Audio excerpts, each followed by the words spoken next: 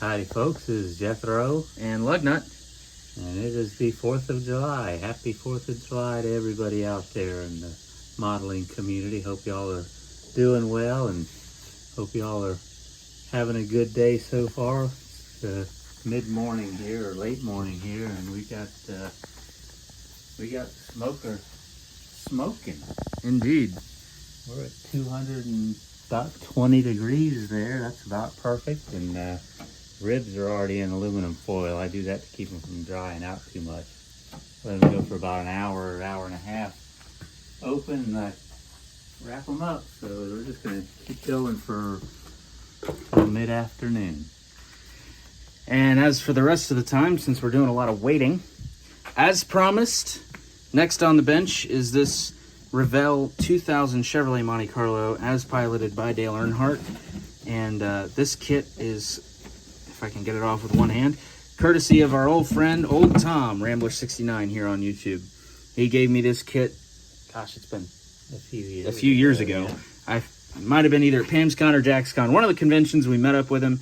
He had it sitting around. Or no, it was when we went go-karting with him. Yeah, that's what it was. Yeah. He brought it with us. He brought it with him. He knew that I liked NASCAR kits and liked building them.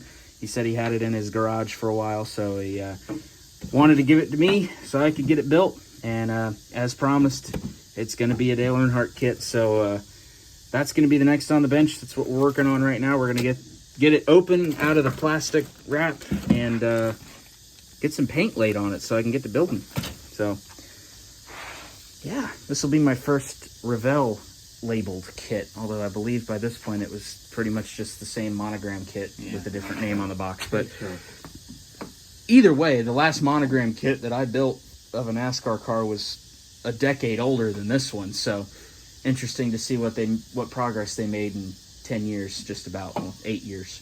So let's get to painting. All right, we're cutting in. We got a little bit of chassis parts here and some extremely scientific paint measuring techniques to make chassis parts gray. So chassis and roll cage and engine. But we're gonna get started on it. Typically somewhere between 25% and 75% mixed paint and thinner. So that's craft paint. There is no scientific method for that because one bottle of craft paint will pour out of there like it's nothing. Others come out like it's like grits or something. I don't know. It's just this is very, very thick when it comes out of here. So I put more thinner than paint. But we'll see how it goes. We just keep guessing, and eventually it comes out okay. So yeah, eventually. That's how I live life, you know. Eventually, it's gonna look like a race car. Yeah. So it's just chassis and roll cage anyway. It's not super critical. As long as the color's there, it'll be all right. I do a little bit more scientific in the body. Of course, that's why my paint jobs don't come out all that consistently. It's worth a shot. Yeah, but what the heck? We'll make it happen. It's looking like gray paint. Yeah, it looks like paint. It's coming off there. We'll be all right. That's pretty close. So hopefully next time you see us, this will be painted up a little bit more like a chassis, and then I'm gonna take the parts and pieces home back to the apartment and get building on it through the week, hopefully. Of course, it's 4th of July today. It's Friday. Still have all day tomorrow for extra stuff, and then the whole rest of the week when I get home from work. Not to rub it in or anything, but every day's Friday for me now. Oh, Or shush. Saturday, actually. Doggone retired old fart. What are we going to do with him? I will say, we had some considerable discussion regarding the color of the chassis. With it being an Earnhardt car, he very famously ran red chassis in a lot of his cars. But this photograph for the built model, the photograph of the real car on the front, what you can see of it in there, and any reference material that I've been able to dig up regarding the 2000 season and the car that was in it, they had gray chassis in them by then. The red chassis were an older Earnhardt thing in the early to mid 90s. So I've got a Dale Earnhardt Lumina from 1990 that is going to be on the bench at some point. And when I build that one, the red chassis is a must for that car. But for this one, we're going to remain accurate as best as we can tell. It's just going to have a regular gray chassis. Even though I would love to put the red one in there to be, you know, Earnhardt honoring, but it's just not accurate for this one. So, gray it is. Well, the plastic has been giving us some trouble. The paint is kind of not really laying on there well. So we've given everything a bath and Dawn, and then washed it out, rinsed it off with warm water. And then the engine, when he was air blowing it dry, this bit of the engine broke off of its tree and flew into a nice pile of grease all over the floor.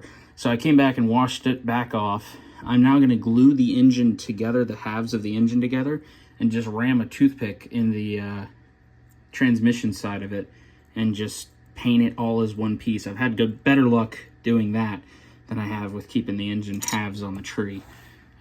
Just going to get that done real quick. Nice little extra bit to add on. It makes it easier to paint the engine, in my opinion, doing it this way. All right, slight change of plans as far as the painting goes. The craft paint did not stick hardly at all, so we used good old tried and true automotive primer, and it worked a treat on this is the cage bit here. The chassis, as you can see, I still have to go over once it dries. There's some spots, yeah, couple angles to hit. Needs to be touched up, but we did the chassis and the roll cage. Other than that, I'm going to keep painting on it, try and get all the painting done between today and tomorrow, which today's 4th of July, tomorrow's Saturday. Hopefully we'll get all the painting done between them, and then I have the whole week to assemble, which you guys will see in another video. But other than that, have a very happy Independence Day for both of us. Just adjust the smokestack a little. It'll be all right. Yep. But we'll be enjoying some fresh smoked barbecue for dinner tonight with the family. So hope you guys all have a great 4th, great weekend. Try and come out of it with all 10 fingers. Yeah, be careful out there. You don't want to make the morning news. Yeah, that would help. Yeah. But other than that, I think we're going to go ahead and sign off for today. So thanks for watching, everybody. And this is Lugnut and Jethro. Yeah, there you go. Yeah. Over and out. Part, man.